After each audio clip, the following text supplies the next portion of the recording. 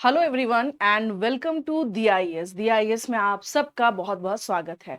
तो आज dear all students हम लोग यहाँ पर करंट अफेयर्स के कुछ महत्वपूर्ण टॉपिक्स जो है वो कवर करने वाले हैं। सो फर्स्ट ऑफ ऑल एक बार हम लोग इसे देखेंगे कि हम लोग कौन कौन से टॉपिक यहाँ पर देखने वाले हैं। So the first topic is the second Lancet commission report on adolescent health and wellbeing. Okay, तो ये आपको है कि द्वितीय जो है रिपोर्ट जो कि लैंडसेट रिपोर्ट के नाम से जाना जाता है, स्पेशली ये किससे संबंधित है। So basically this is related to health and wellbeing से रिलेटेड है, जो कि ऑलरेडी पब्लिश्ड हो चुका है। एंड इसके अलावा अगर हम लोग बात करें तो दूसरा न्यूज क्या है यहाँ पर। सो सेकेंड न्यूज हम देख सकते हैं कि that Algeria becomes the 9th member of new development bank, है ना। यानी अल्जीरिया जो है ये नवा सदस्य बन चुका है न्यू डेवलपमेंट बैंक का, एनडीबी का। This became the 9th member, और वो कौन सा देश है, दैट इज अल्जीरिया। अब आते हैं नेक्स्ट जो न्यूज रहेगा, Supreme Court declares Zudpi jungles as forest lands exempts pre 1996 structures. तो जुडपी लैंड्स किसको बोलते हैं और माननीय सर्वोच्च न्यायालय का इस पर क्या जो है निर्णय आया है, इसके बारे में हम लोग यहाँ पर चर्चा करेंगे। तो चलिए चलते हैं हम लोग अपने पहले न्यूज से, और हमारा पहला न्यूज है यहाँ पर लैंडसेट रिपोर्ट के संदर्भ में। तो आइए देखते हैं यहाँ पर a second Lancet Commission on Adolescent Health and Wellbeing।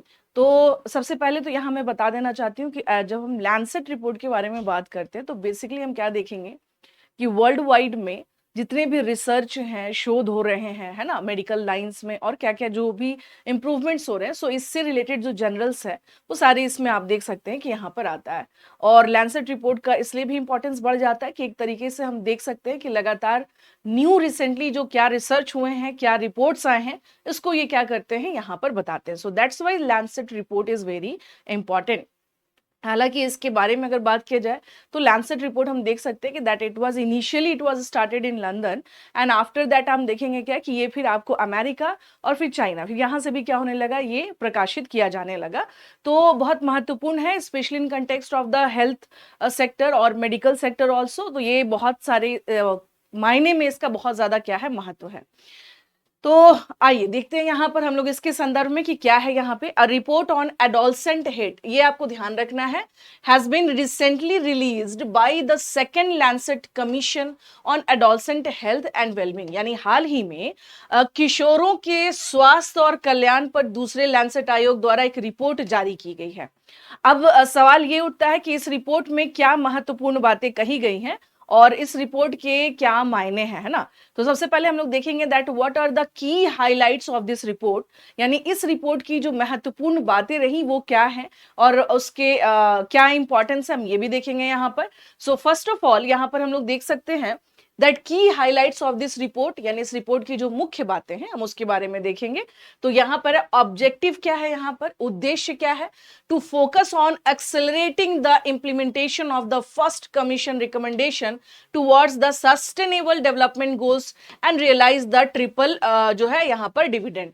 अभी यहाँ आपको जो चीज ध्यान रखनी है वो ये है कि इसका उद्देश्य हम लोग क्या देख रहे हैं कि सतत विकास लक्ष्यों के प्रति जो प्रथम आयोग की सिफारिशों की कार्यान्वयन में तेजी लाने और 3 गुना लाभांश को प्राप्त करने पर क्या किया जा रहा है, ध्यान दिया जा रहा है ना।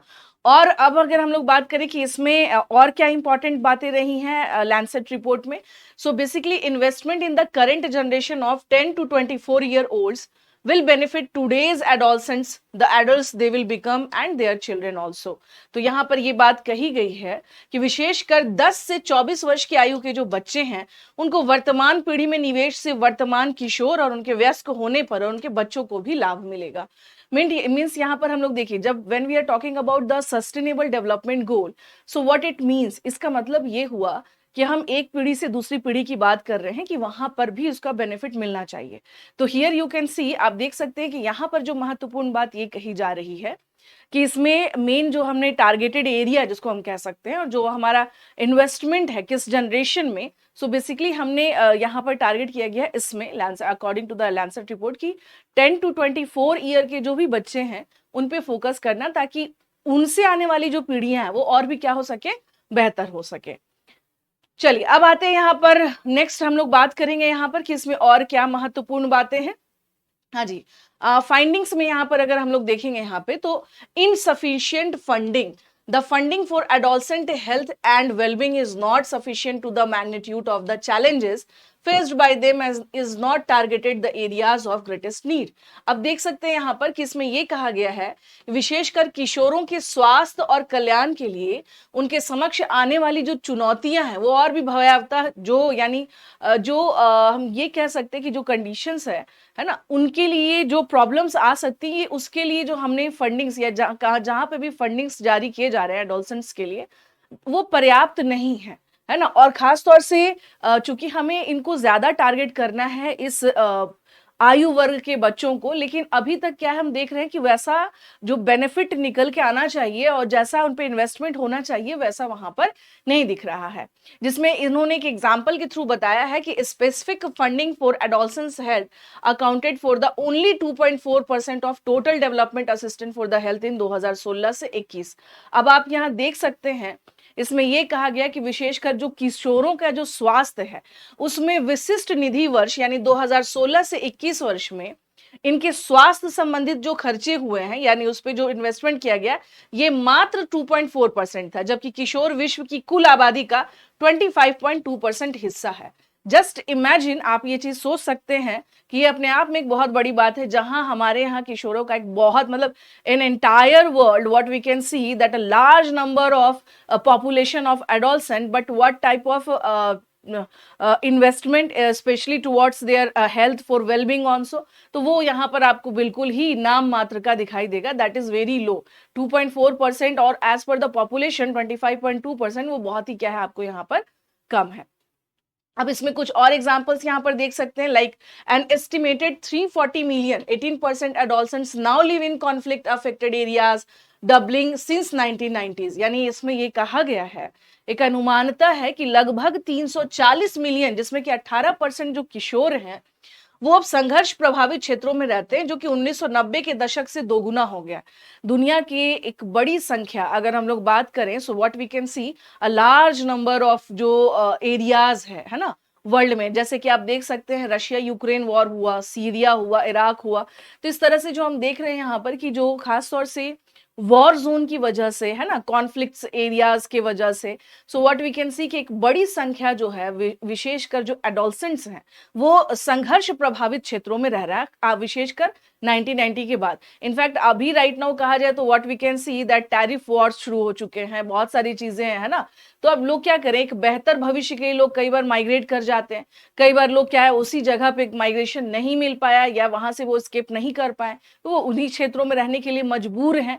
अफ्रीकी देशों की बात करेंगे, आप देखेंगे अफ्रीकी देशों में लाइक बुर्किना फासो, ठीक है ना, इथोपिया, सो एक बहुत बड़ी संख्या है वहां के किशोरों की जो कि क्या है एक संघर्ष प्रभावित क्षेत्रों में रहने के लिए मजबूर हैं। ये ध्यान रखिएगा दैट बेसिकली वो क्या है मजबूर हैं, कोई चाहता नहीं है कि हम इस तरह के कॉन्फ्लिक्टेड एरियाज में रहें, है ना, कहीं ना कहीं से वो मजबूरी है, उस पर हम फोकस नहीं कर पा रहे हैं, है ना, जिसकी वजह से हम देख सकते हैं यहाँ पर कि ये कंडीशंस है। अब आते हैं इनके हेल्थ यानी वेलबींग के बारे में कि क्या कंडीशन है। एज पर द जैसा कि मैंने आपसे बताया कि लैंसेट रिपोर्ट जो है वो क्या करता है यहाँ पर कि जो स्वास्थ्य संबंधी चिकित्सा संबंधी जो भी रिपोर्ट्स है ना, जो भी इंपॉर्टेंट बातें हैं उसको ये रिलीज करता है, जो भी दुनिया के बेहतरीन जो जनरल्स हैं उसको यहाँ पर इसे क्या किया जाता है लेकर के इसे बताया जाता है। तो सबसे पहले हम बात करते हैं ओबेसिटी बर्डन के बारे में, यानी मोटापे की समस्या है ना। एक अनुमान जो कि कहा जा रहा है कि लगभग 2030 तक 464 million adolescents globally will be overweight और ओबेस, ठीक है ना, मोर देन जो कि इसमें से 143 मिलियन मोर देन इन 2015। वर्ष 2030 तक वैश्विक स्तर पर 464 मिलियन किशोर अधिक वजन वाले इस समस्या से ग्रसित होंगे, जो कि 2015 की तुलना में 143 मिलियन अधिक है। जस्ट इमेजिन कि हमारे आने वाली युवा पीढ़ी है ना जो मोटापे का शिकार हो, ठीक है ना, तो अब आप समझ सकते हैं कि व्हेन यू बिकेम द आप कह सकते हैं कि facing the obesity, it means कि आप लेथार्जिक हो सकते हैं, आप बहुत सारी समस्याएं, आपको फिजिकली बहुत सारे चैलेंजेस जो है, क्योंकि आप देख सकते हैं specially when we are talking about the diabetic, ठीक है ना, in India large number of cases of diabetes, भारत में बड़ी संख्या में हमें शुगर की या डायबिटिक के केसेस अब मिल रहे हैं। इनफैक्ट यंग एज में हमें ये चीजें देखने को मिल जा रही हैं। जो बच्चे एडोलसेंट हैं उनमें भी ये चीजें देखने को मिल रही है। रीजन, इसका बहुत बड़ा रीजन जो है वो क्या है, आपको ओबेसिटी, यानी हमारा जो खान पान है उससे कहीं ना कहीं से एक बेहतर, जो एक कहते हैं ना, एक न्यूट्रिशियस फूड लेना, और एक तरीके से हम ये कह सकते हैं कि जिससे हम लगातार हमारी स्थिति खराब होती जाए, हम वैसा खाना ले रहे हैं जिसके कारण हम इसके शिकार होते जा रहे हैं। A third, adolescents living in high income countries, Latin America and the Middle East will be living in the overweight or obesity। यानी अगर ये कहा जाए कि दुनिया भर के वैसे देश जहां पर हाई इनकम ग्रुप है, जिसमें कि स्पेशली लैटिन अमेरिका, उसके अलावा मिडिल ईस्ट हम देख रहे हैं यहाँ पर, है ना, इसमें लगभग 1/3 किशोर ऑलरेडी मोटापे से क्या है यहाँ पर ग्रसित है ना। मेंटल हेल्थ चैलेंजेस के बारे में बात करेंगे तो 42 million years of health life will be lost to mental disorders और सुसाइड। यहाँ पर देखिएगा ये बहुत महत्वपूर्ण है, बिकॉज सभी डिपार्टमेंट्स में अलग अलग जगहों पर इनफैक्ट एक इनिशिएटिव ड्रिवन किया जा रहा है कि भाई कुछ भी हो जाए, so first of all we have to give preference for the mental wellbeing और mental health also. This became a threat for all. हम लोगों के लिए एक बहुत बड़ी चुनौती ये बनती जा रही है मेंटल हेल्थ के बारे में, बिकॉज जो खुश दिख रहा है वो जरूरी नहीं कि वो खुश हो, है ना। यहाँ पर देखेंगे, यहाँ पे तो मानसिक स्वास्थ्य चुनौतियों के बारे में अगर कहा जाए तो मानसिक विकारों या आत्महत्या के कारण स्वास्थ्य जीवन के लगभग 42 मिलियन वर्ष नष्ट हो जाएंगे, और 2015 की तुलना में ये काफी ज्यादा पहले से बढ़े हैं। तो आप देख सकते हैं यहाँ पर, इसका मतलब ये हुआ कि दैट कहीं ना कहीं से क्या चीजें हम लोगों को दिखाई दे रही हैं, जो समस्याएं आ रही हैं। समस्या ये है कि एक तो ओबेसिटी का मामला है यहाँ पर, दूसरा हम लोग क्या देख रहे हैं, दूसरा हम लोग ये देख रहे हैं कि जो मेंटल चैलेंजेस है ना, मेंटल वेलबींग, जिसपे हम लोगों को बहुत ज्यादा we have to work, lots of work, because you know what, in this days, यानी आज के समय पर बहुत ज्यादा स्ट्रेसफुल लाइफ है ना। ये सारी चीजें आपको कहीं ना कहीं से मानसिक विकारों, खासतौर से initially when you are adolescent, आपको ये सब चीजें ज्यादा क्या करती हैं, घेरती हैं, है ना। लाइक करियर को लेके आप परेशान हैं, सो एवरीथिंग स्पेशली देखा जाए यहाँ पे, तो ये भी एक बहुत बड़ी चुनौती है। तो चलिए, ये तो चुनौती हो गई। And what about the achievements, ठीक है, ये हमारे सामने चुनौती थी as per the Lancet report. हमने क्या उपलब्धि हासिल की है, कुछ इसके संदर्भ में भी आइए देखते हैं। Adolescent mortality has declined by the 27% over the last 2 decades, owing to substantial reduction in malnutrition and communicable disease and expanded access to education, especially for girls। यानी पिछले 2 दशकों में किशोर मृत्यु दर में लगभग 27% की कमी आई है बच्चों, जिसका कारण कुपोषण और संक्रामक रोगों में पर्याप्त कमी, और विशेष रूप से लड़कियों के लिए शिक्षा तक पहुंच का विस्तार हो पाया है इससे। तो ये एक बहुत ही इंप्रूवमेंट, यानी कह सकते हैं कि बहुत महत्वपूर्ण बात ये रही है कि हम लोग क्या देख रहे हैं कि एक जो है यहाँ पर पहले की तुलना में जो किशोर मृत्यु दर है उसमें काफी कमी आई है। और विशेषकर ये भी देखा जा सकता है कि लास्टली, यानी जब पहले ये घटनाएं घटती थी तो उसका एक बहुत बड़ा रीजन होता था माल न्यूट्रिशन, यानी जो है पोषण की कमी, लेकिन कुपोषण कह सकते हैं। बट अब क्या है कि उसमें काफी पहले से क्या हुआ है, स्थिति में सुधार हुई है। जो बच्चियां हैं, है ना, जो लड़कियां हैं, उनके लिए एजुकेशन तक पहुंच पहले से काफी बढ़ी है। इनफैक्ट आप देख सकते हैं, अगर भारत में भी इसका एग्जांपल देखा जाए तो अलग अलग इनिशिएटिव्स लिए गए हैं अलग अलग राज्यों में केंद्र सरकार के द्वारा, ताकि ज्यादातर जो है बच्चियां, ज्यादातर जो लड़कियां हैं वो क्या कर सके, शिक्षा तक उनकी बेहतर पहुंच हो सके। चलिए अब चलते हैं यहाँ पर, हम लोग नेक्स्ट यहाँ पर देखेंगे कि और क्या इंपॉर्टेंट बात यहाँ पर रही है, specially in context of Lancet report. Recommendation, यानी आपने देखा अचीवमेंट्स के बारे में यहाँ पर बताया गया, अब इसमें क्या कुछ रिकमेंडेशन दिया गया है, कुछ सुझाव दिए गए हैं, उस सुझाव के माध्यम से हम और भी बेहतर कंडीशंस ला सकते हैं, है ना। जैसे इसमें यह कहा गया है कि right based approach, there needs to be an emphasise on the rights of adolescents to health and wellbeing by promoting their participation, identity expression and service access. Okay, so अधिकार आधारित दृष्टिकोण किशोरों की भागीदारी, पहचान, अभिव्यक्ति, सेवा तक पहुंच को बढ़ावा देकर उनके स्वास्थ्य और कल्याण के अधिकारों पर जोर दिया जाना चाहिए। यानी ज्यादा we have to be more focused on जो है एडोलसेंट्स हेल्थ, उनका पार्टिसिपेशन बढ़े, है ना। ये सारी चीजें जो है हमें सुधार करनी है।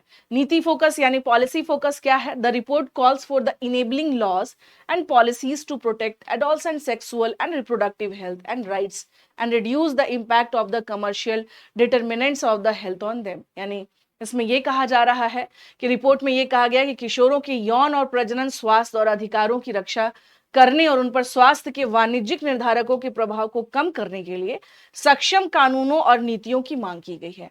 इट मीन्स कि ये ज्यादा बेहतर होगा कि हम क्या करें, हम उनके लिए एक बेहतर जो है कानून और बेहतर तरीके से हम उसका इम्प्लीमेंटेशन करें, है ना। इसमें यह भी कहा गया है, जैसे कि एग्जाम्पल में अगर हम देखेंगे, सो आप देख सकते हैं यहाँ पे, schools in India will now constitute sugar boards to monitor the sugar intake of children.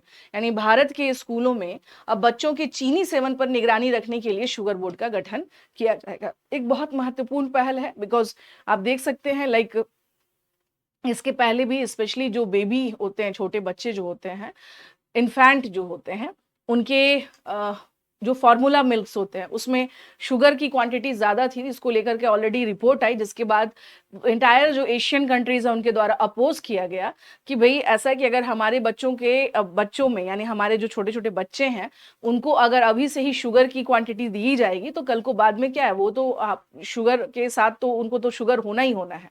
तो इसलिए यहाँ पर यह भी कहा गया कि हमें बहुत निगरानी रखनी होगी, क्योंकि हर तीसरा व्यक्ति जो है वो शुगर का शिकार होते जा रहा है, डायबिटिक होता जा रहा है। तो हमें इस पर बहुत, we have to be focused more, हमें इस पर काफी ज्यादा क्या करनी है, फोकस करनी। और इसके साथ साथ कुछ चीजों पे और बात कही गई है, जैसे कि हम लोगों को क्या करना है, यहाँ पे मल्टी सेक्टोरल एक्शंस लेने हैं, प्रोमोट, हमें इक्वालिटी यानी समानता को बढ़ावा देना है। बहुक्षेत्रीय कार्य का मतलब ये होता है कि किशोर स्वास्थ्य में ज्यादा से ज्यादा जो है बेहतर स्थिति तक पहुंचने के लिए हमें उनके न्यूट्रिशन पे ध्यान देना होगा, उनके यौन और प्रजनन स्वास्थ्य पर ध्यान देना होगा, और हिंसा पर बहुक्षेत्रीय कार्यों, जैसे अगर ये कहा जाए कि कहाँ पर क्या कंडीशन है, उस पर भी हम लोगों को we have to be more focused on that.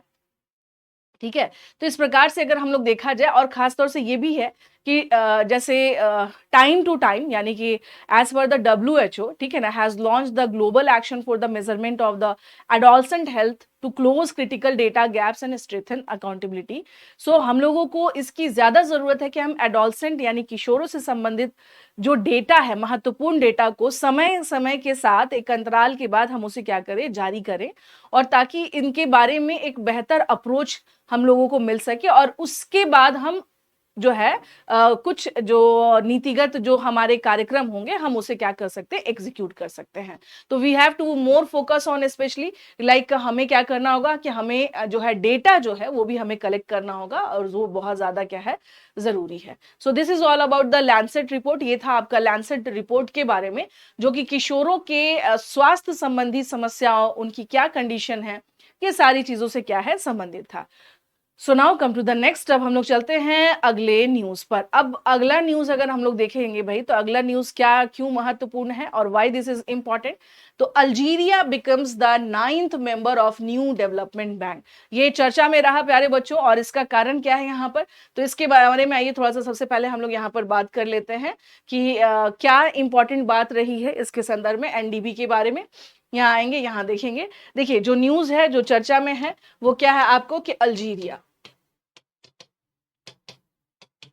ठीक है। और अल्जीरिया ये चर्चा में क्यों है, यहाँ पर हम लोग देख रहे हैं, तो अल्जीरिया ने जो है यहाँ पर औपचारिक रूप से ये एनडीबी का सदस्य बन चुका है। औपचारिक रूप से नेशनल डेवलपमेंट बैंक का सदस्य बन चुका है, ठीक है ना। ओके अब यहाँ पर देखिए इसके बारे में अगर हम लोग बात करें, तो लाइक ये घटना हम लोग क्या देख रहे हैं कि 19 मई 2025 को अल्जीरिया ने अपनी सदस्यता के लिए औपचारिक जो ऑफिशियली जो दस्तावेज थे, जो डॉक्यूमेंट्स थे, उसने इस प्रक्रिया को पूरी कर ली, और 22 मई 2025 को शंघाई मुख्यालय के जो बैंक के द्वारा इसकी घोषणा की गई। तो यहाँ पर देख सकते हैं कि एनडीबी का जो हम क्या देख रहे हैं यहाँ पर, किसके थ्रू इसकी घोषणा की गई है, शंघाई मुख्यालय के द्वारा, ये ध्यान रखिएगा।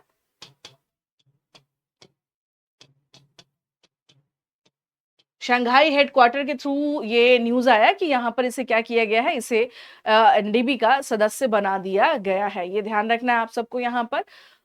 और इसके क्या बेनिफिट हो सकते हैं, क्या क्या इससे संबंधित महत्वपूर्ण बातें हैं, तो आइए इसके बारे में हम लोग यहाँ पर देखते हैं, ठीक है ना। आइए इसके बारे में थोड़ा सा हम लोग देखेंगे यहाँ पर कि क्या क्या महत्वपूर्ण बातें हैं एनडीबी के संदर्भ में, यहाँ पर हम लोग देखेंगे। आइए सबसे पहले इसके बारे में देखते हैं। NDB has approved investment projects worth USD 40 billion covering key areas like clean energy, ये ध्यान रखना है आप लोगों को, and increase in membership would extend such opportunities to other countries also. NDB के स्वच्छ ऊर्जा है ना, जैसे कि प्रमुख क्षेत्रकों को कवर करने वाली 40 बिलियन अमेरिकी डॉलर की निवेश परियोजनाओं को मंजूरी दे दी है। साथ ही एनडीबी की सदस्य संख्या में वृद्धि का भी निर्णय लिया गया। इससे अन्य देशों के लिए निवेश के अवसर भी बढ़ेंगे। और इसी क्रम में हम लोग क्या देख रहे हैं यहाँ पर, जिसमें कि आपने देखा कि अल्जीरिया एनडीबी का नया सदस्य बन चुका है। ओके, अब यहाँ पर आते हैं, यहाँ पर महत्वपूर्ण बात हम लोग एनडीबी के बारे में देखेंगे कि भाई एनडीबी, चूंकि अल्जीरिया इसका मेंबर बना है, so that's why NDB is news. So why NDB in news, और एनडीबी का क्या महत्व है इसके बारे में देखेंगे। तो सबसे पहले देखेंगे कि 2015 में genesis 2015 by Brazil, Russia, India, China and South Africa BRICS countries. Okay, उत्पत्ति ब्राजील, रूस, भारत, चीन और दक्षिण अफ्रीका द्वारा स्थापित हुआ था। ये समझौते पर 15 जुलाई 2014 को फोर्टालेजा में आयोजित ब्रिक्स शिखर सम्मेलन के दौरान हस्ताक्षर किए गए थे और बैंक ने 21 जुलाई 2015 को परिचालन शुरू किया था। सो बेसिकली हम लोग क्या देख रहे हैं कि that this bank was started from 21st of July to 2015। अब सवाल ये उठता है कि जो एनडीबी का पर्पस क्या है, what is the purpose of NDB, ठीक है ना। तो basically it is a multilateral development bank for mobilizing resources for infrastructure and sustainable development projects in emerging markets and developing countries। तो इसके बारे में देख सकते हैं कि एक बहुपक्षीय विकास बैंक है बच्चों। इसका उद्देश्य उभरते बाजारों और विकासशील देशों में बुनियादी ढांचे और सतत विकास परियोजनाओं के लिए संसाधन जुटाना है। तो इसका मतलब ये हुआ, इसके संदर्भ में अगर देखा जाए कि एक बहुपक्षीय विकास बैंक है, मींस ये मल्टीलैटरल डेवलपमेंट बैंक है। और ये बेसिकली क्या करता है, ये जो भी इमर्जिंग मार्केट है और जो भी आपको जो है यहाँ पर हम लोग क्या देख सकते हैं यहाँ पर कि डेवलपिंग कंट्रीज है, उनके जो भी प्रोजेक्ट्स है उनके लिए रिसोर्सेस को कलेक्ट करना, this is the objective of NDB. ये एनडीबी का ऑब्जेक्टिव है। सदस्य में हम लोग देख सकते हैं यहाँ पे Brazil, Russia, India, China, south Africa, Bangladesh, UAE, Egypt and Algeria. तो ये आप देख सकते हैं यहाँ पर इसके संदर्भ में कि ये एनडीबी के संदर्भ में महत्वपूर्ण बातें हैं। अच्छा, एनडीबी यानी the membership is open to members of the United Nations including both borrowing and non borrowing members, article 2 of the NDB. ये जो सबसे महत्वपूर्ण बात है न्यू डेवलपमेंट बैंक के संदर्भ में वो ये है कि इसके अनुच्छेद 2 के अनुसार इसकी सदस्यता संयुक्त राष्ट्र के सभी सदस्य देशों के लिए खुली है, जो कि उसके ऋण लेने वाले और नहीं ऋण लेने वाले सदस्य के तौर पर शामिल हैं। तो उनके लिए एनडीबी की सदस्यता क्या है, यहाँ पर उनके लिए ये ओपन है कि आप उसकी सदस्यता ले सकते हैं। उरुग्वे को इसके संभावित सदस्य के रूप में सूचीबद्ध किया गया है। एनडीबी के बोर्ड ऑफ गवर्नर्स द्वारा मंजूरी दी गई, लेकिन अपने इंस्ट्रूमेंट ऑफ एक्सेशन जमा करने के बाद इसे आधिकारिक तौर पर इस सदस्य देश का दर्जा दिया जाएगा। So basically what we can see कि मैंने अभी आपसे बताया कि जैसे 19 मई को ही अल्जीरिया ने अपने डॉक्यूमेंट्स जमा कर दिए थे, तो सबसे जरूरी ये होता है कि like Uruguay is also listed as the prospective member admitted by the NDB's board of governors but will officially become a member after depositing its instrument of accession. So after that हम क्या देख सकते हैं, तभी ये क्या होगा, इसका सदस्य देश बनेगा। ओके, तो चलिए इसके बारे में थोड़ा सा और हम लोग यहाँ पर देखेंगे। हाँ जी, तो इसके आपको ये ध्यान रखना है कि इसके जो है अनुच्छेद 2 के तहत है ना, एनडीबी का जो अनुच्छेद 2 है, पूंजी और शेयरधारिता, out of the initial authorised capital of $100 billion all 5 founding members have an equal share totalling 50 billion. ये ध्यान रखना है। इसमें अगर हम लोग बात करें कि इसकी पूंजी और शेयरधारिता क्या है एनडीबी में, तो इसकी स्थापना $100 बिलियन की प्रारंभिक अधिकृत पूंजी से की गई थी, यानी शुरुआत हुई थी $100 बिलियन से। और इसके सभी जो 5 संस्थापक सदस्य देश हैं कुल $50 बिलियन की समान हिस्सेदारी रखते हैं एनडीबी में। मतदान, यानी जैसे कि आप देखते हैं यूनाइटेड नेशन में भी क्या है, आपको वोटिंग पावर मिलता है, सेम लाइक दैट एनडीबी में भी क्या है, वोटिंग पावर है। तो इसमें यह कहा गया है कि combined voting power of founding members to be at least 55%, यानी संस्थापक सदस्यों की संयुक्त मतदान शक्ति कम से कम 55% तक होगी। सो दिस इज द जो क्राइटेरिया आप कह सकते हैं यहाँ पर, जो इसमें क्राइटेरिया है, जो पैरामीटर्स हैं इसके सदस्य देशों को जो यहाँ पर प्रिविलेजेस मिले हुए हैं इसके संदर्भ में था। अब यहाँ पर देखते हैं कि अगर ये कहा जाए कि contemporary significance of regional financial institutions के बारे में, तो देखिए सबसे पहले कुछ चीजें समझनी होगी यहाँ पे, जैसे sustainable and inclusive development example, as of 2024 India has around 20 ongoing projects, जो कि भारत के ऑलरेडी हम लोग क्या देख रहे हैं कि 20 प्रोजेक्ट्स जो हैं हमारे, जो कि डॉलर 4.87 बिलियन का है, एंड सपोर्टेड बाय एनडीबी, जो किसके द्वारा समर्थित है, एनडीबी के द्वारा समर्थित है, covering transportation, water conservation etcetera. तो आप देख सकते हैं कि उदाहरण के लिए 2024 तक के आंकड़ों के अनुसार भारत में एनडीबी द्वारा समर्थित 4.87 बिलियन डॉलर मूल्य की लगभग 20 परियोजनाएं चल रही हैं। इसमें परिवहन, जल संरक्षण आदि शामिल है। अब आते हैं यहाँ पर bridging infrastructure and investment gaps, यानी एनडीबी के रहने के बेनिफिट्स क्या है यहाँ पर। तो इससे हम लोग क्या देख सकते हैं कि mobilise long term financing for infrastructure, catalyse private investment and close funding gaps. It means कि अवसंरचना के लिए दीर्घकालिक वित्त जुटाना, निजी निवेश को बढ़ावा देना और वित्त पोषण की कमी को दूर करता है। तो ये बेनिफिट्स हैं स्पेशली जो, और यू कैन से ये सिग्निफिकेंस है या इनका एक महत्व है जो रीजनल फाइनेंशियल इंस्टीट्यूशंस हैं उनके थ्रू, और ये फैसिलिटेट करते हैं क्रॉस बॉर्डर कॉपरेशन को, जैसे कि India being the founding member of NDB and AIIB has strengthened the south cooperation. यानी अगर ये कहा जाए कि ये क्षेत्रीय एकीकरण को भी क्या कर रहा है, बढ़ा रहा है, उसकी स्थिरता को भी क्या कर रहा है, महत्व मिलता है यहाँ पर। जैसे कि सीमा पार सहयोग को ये सुगम बना रहे हैं। उदाहरण के लिए जो एनडीबी है और एआईआईबी के संस्थापक सदस्य होने के नाते भारत ने दक्षिण दक्षिण सहयोग को बहुत मजबूत किया है। तो इसलिए हम देख सकते हैं कि इसका बहुत ज्यादा क्या है, इंपॉर्टेंट रोल हो जाता है। तो ये था, this is all about the, आपने पढ़ा यहाँ पर अल्जीरिया के बारे में, और अल्जीरिया के साथ साथ अलॉन्ग विद दैट हमने देखा कि what is the role of NDB. Okay, NDB के क्या है, तो अगर मैंने यहाँ पर आपसे कहा कि जो रीजनल फाइनेंशियल इंस्टीट्यूशंस है उसके कुछ बहुत इंपॉर्टेंट जो है यहाँ पर फायदे होते हैं, जैसे किसी भी कंट्री के जो ऑनगोइंग यहाँ पर प्रोजेक्ट्स हैं उसको क्या रहता है, वहां पर काफी मतलब एक तरह से रिसोर्सेज मिल जाते हैं, फाइनेंशियल हेल्प मिल जाता है, ताकि आप अपने यहाँ के जो प्रोजेक्ट्स हैं उसको क्या कर सकें, आगे ले जा सकें। कुछ other prominent regional financial institution है, जैसे कि एडीबी हम लोग बोलते हैं, एशियाई development bank, Asian infrastructure investment bank है, ना African development bank. So you can see. अच्छा, एक चीज और है, आप लोगों को इस क्लास का जो है पीडीएफ भी आप सबको मिल जाएगा, ठीक है ना। तो प्यारे बच्चों, जितने लोग भी जुड़ रहे हैं क्लास से, प्लीज क्लास से जुड़िए, दिया आईएएस के साथ आप सब लोग जुड़े और क्लास को लाइक शेयर सब्सक्राइब जरूर करें, ठीक है ना, ताकि आपको डेली इसी तरह से महत्वपूर्ण करंट अफेयर्स आपको मिलते रहेंगे। आइए चलते हैं, द नेक्स्ट है, Supreme Court declares Zudpi jungles as forest land, exempts pre 1996 structure. माननीय सर्वोच्च न्यायालय ने जुडपी जंगल्स को फॉरेस्ट लैंड के तौर पर क्या किया है, यहाँ पर बताया है। अब सबसे पहले तो यहाँ देखेंगे कि भाई जुडपी, आपको इसको लेकर के सबसे ज्यादा क्यूरियोसिटी हो रही होगी दैट व्हाट इज जुडपी, है ना। तो आइए यहाँ पर देखते हैं कि जुडपी क्या है ना। जुडपी जंगल के बारे में हम लोग बात कर रहे हैं। The judgment strikes a balance between the protection of the environment and the right to livelihood. Supreme court ने जुडपी के जंगलों को वन भूमि घोषित किया है, और हालांकि ये 1996 से पहले निर्मित संरचनाओं को इसमें छूट दी गई है। यह फैसला पर्यावरण की सुरक्षा और आजीविका के अधिकार के बीच संतुलन स्थापित करता है। सो बेसिकली हम लोग क्या देख सकते हैं यहाँ पर कि when we are talking about the Zudpi, है ना, तो सुप्रीम कोर्ट ने अभी हाल ही में जुडपी, सुप्रीम कोर्ट के द्वारा, माननीय सर्वोच्च न्यायालय के द्वारा जुडपी के जंगलों को वन भूमि घोषित किया गया है।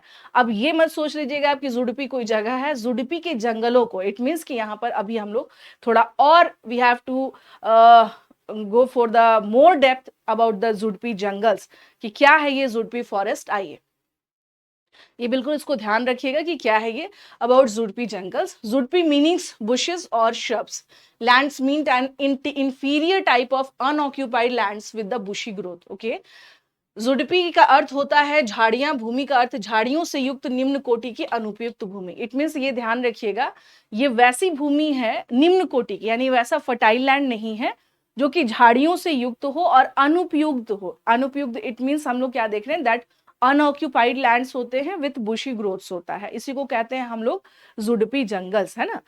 अब these lands consist of low जो है मोरमडी सॉइल, यानी arid soil with gravel soft stones, where tree growth was not possible and hence These were dominated by the shrubs and other dry vegetation. According to the experts, these are extremely ecologically important areas that act as wildlife corridors. यहाँ देख सकते हैं इन भूमियों में निम्न मुरमाडी मिट्टी जो होती है, बजरी जिसको कहते हैं ना बजरी, और कम कठोर पत्थरों वाली शुष्क मिट्टी होती है जहां वृक्षों के विकास जो है वो संभव नहीं हो पाते हैं। इसलिए इन पर झाड़ियों और अन्य शुष्क वनस्पतियों का विस्तार हो जाता है। और एज पर द एक्सपर्ट्स, उनके अकॉर्डिंग ये पारिस्थितिकी रूप से अत्यंत महत्वपूर्ण क्षेत्र हैं जो वन्य जीव गलियारियों के रूप में कार्य करते हैं। ठीक है, तो क्या है जुडपी जंगल्स के बारे में हम देख सकते हैं यहाँ पे, जो मुरमाडी मिट्टी होती है, बहुत ही कम कठोर पत्थर और शुष्क मिट्टी, तो यहाँ पर ये कह सकते हैं कि यहाँ पर जो है यहाँ पर खेती भी नहीं हो सकती है। बहुत ही क्या जो उसको कह सकते हैं कि बंजर जमीन और जिसमें क्या कंकड़ पत्थर के साथ है। सो दैट्स वाई यहाँ पर डेवलपमेंट जो है, ट्रीज और प्लांट्स का डेवलपमेंट संभव नहीं है। ठीक है ना। हाँ, बट हाँ, ये एक इम्पॉर्टेंट बात ये है कि जो experts, as per the experts of environment, ये कहते हैं कि ये बहुत ही इम्पॉर्टेंट जो है इकोलॉजिकली रूप से ये बहुत इम्पॉर्टेंट हो जाता है, एज वाइल्ड लाइफ कॉरिडोर के रूप में ये कार्य करता है। ठीक है ना। अब यहाँ पर देखेंगे कि ये जो जुडपी लैंड्स के बारे में हम लोग बात कर रहे हैं, तो ये mainly found in the eastern Vidarbha region of Maharashtra. ये जंगल मुख्य रूप से महाराष्ट्र के पूर्वी विदर्भ क्षेत्र में पाए जाते हैं, है ना। और इसके संदर्भ में अगर हम लोग देखेंगे कि और क्या महत्वपूर्ण बात है, यहाँ पर इसके कुछ की हाइलाइट्स देखेंगे यहाँ पर, जो कि माननीय सर्वोच्च न्यायालय के द्वारा यहाँ पर कहा गया।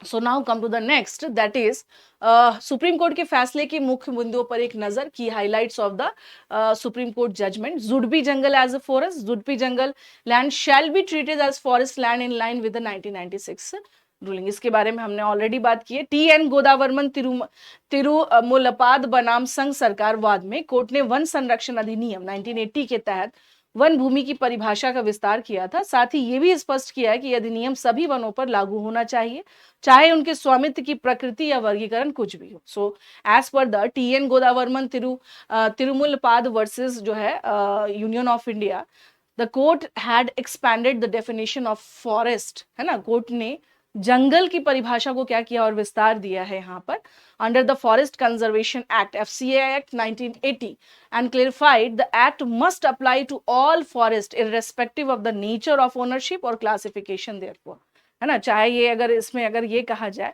तो माननीय सर्वोच्च न्यायालय के द्वारा हम लोग क्या देख रहे हैं यहाँ पर कि प्रॉपर वे में जंगल की परिभाषा जो है उसको विस्तार दिया गया। और ये भी कहा गया कि जो है यहाँ पर 1900 यानी कि वन संरक्षण अधिनियम जिसको हम लोग कहते हैं यहाँ पे फॉरेस्ट कंजर्वेशन एक्ट 1980 के तहत वन भूमि की परिभाषा का विस्तार किया गया है। उसमें यह भी कहा गया है कि यह अधिनियम सभी वनों पर लागू होना चाहिए, चाहे उसके स्वामित्व की प्रकृति या वर्गीकरण कुछ भी हो। ठीक है ना। क्योंकि अभी हमने यहाँ पर बताया कि 1996 के पहले का भी जो मामला यहाँ पर हम देखेंगे यहाँ पर, तो आइए इसके बारे में थोड़ा सा देखते हैं कि 1996 से पहले भूमि आवंटनों को क्या है यहाँ पर छूट है। सी the one time exemptions for pre 1996 allotment, the जो है exceptions was made considering public interest as the land also consists of government buildings, homes, school etc. यह अपवाद जनहित को ध्यान में रखते हुए शामिल किया गया है क्योंकि उन भूमियों पर अब सरकारी भवन, घर, स्कूल आदि निर्मित हो चुके हैं, जो कि एज पर द 1996 के तहत हम देख सकते हैं। However, the court mandated the state to get approval under the FCA of the center. हालांकि कोर्ट ने राज्य सरकार को केंद्र से वन संरक्षण अधिनियम के तहत मंजूरी लेने का भी आदेश दिया है। साथ ही ये भी कहा है कि भूमि के उपयोग में बदलाव नहीं किया जा सकता है और इसका हस्तांतरण केवल विरासत के माध्यम से ही जो है अनुमत है। It means land use can not change and transfer R allowed only by the inheritance. ये ध्यान रखना है। देखिए एक तरह से क्या हम समझ सकते हैं कि इन भूमियों के संरक्षण के संदर्भ में बहुत महत्वपूर्ण, जुडपी लैंड्स के संदर्भ में बहुत ही महत्वपूर्ण क्या रहा है, ये आदेश रहा है। क्योंकि आपके इन्वायरमेंट इकोलॉजी से आप देखेंगे यूपीएससी प्रीलिम्स में भी क्या रहा, ठीक ठाक क्वेश्चन आते रहे हैं। सो आपको इसके लिए भी क्या करना है, ध्यान रखना है। अब आते हैं यहाँ पे देखेंगे अकाउंटेबिलिटी फॉर पोस्ट 1996 अलॉटमेंट्स, है ना। 1996 के बाद के आवंटनों के लिए जवाबदेही के बाद भूमि आवंटनों के लिए राज्य सरकार को कारण बताना होगा। इसके लिए जिम्मेदार अधिकारियों के नाम भी बताने होंगे 1996 के बाद। ये ध्यान रखिएगा, केंद्र तभी इन प्रस्तावों पर कार्रवाई करेगा जब उन अधिकारियों के खिलाफ वन अधिनियम के तहत कार्रवाई की जाएगी। So as per the 1996, the state government must explain the reason and name the responsible officers. The union will process proposals only after action is taken against those officers under the forest, ठीक है ना। तो proper way में आप देख सकते हैं कि नाउ दो स्ट्रिक्ट जो रूल्स रेगुलेशंस है स्पेशली इस कंटेक्स्ट में, वो अब क्या हो चुके हैं, काफी स्ट्रिक्ट हो गए हैं। और इसमें अब 1996 के बाद के जो भी आवंटन है उसके लिए जो है अब जवाबदेही बढ़ चुकी है और उसको प्रॉपर वे में क्या करना होगा, बताना होगा, है ना। तो ये चीज हम देख सकते हैं, उसमें ऑफिसर्स के नाम भी बताने होंगे, सारी चीजें उसमें है इस प्रोसेस में। Unallotted lands to be protected, all fragmented lands जो है ना यहाँ पर having an area of less than 3 hectares and not adjoining any forest area must be declare as the protected forest. यानी यहाँ देख सकते हैं कि गैर आवंटित भूमियों की सुरक्षा सभी खंडित भूखंडों जिसका क्षेत्रफल 3 हेक्टेयर से कम है और वो किसी भी वन क्षेत्र से सटे हुए नहीं है को संरक्षित वन घोषित किया जाएगा, ठीक है ना। और approval under the FC is required for non forest use and the land can not be diverted to any government entity. यानी गैर वन उपयोग के लिए वन संरक्षण अधिनियम के तहत अनुमोदन की आवश्यकता होगी और ऐसी भूमि को किसी भी गैर सरकारी इकाई को आवंटित नहीं किया जा सकता है।